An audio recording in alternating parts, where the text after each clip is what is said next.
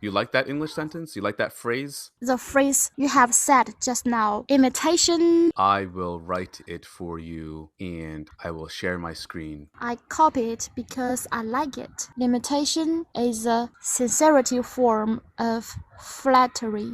Yeah. When you copy this or when you copy someone, you are flattering them. It's like a compliment. Imitation means copy. So when you copy somebody, it means you're flattering them, you're complimenting them. It means I'm flattering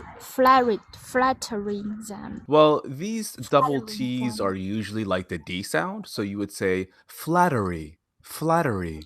Flattering, Yeah. flattering, Well, if it was ing, it would be flattering, but I'm saying flattery. flattery. I think the word flattery sounds very nice. Are you outside, Lynn?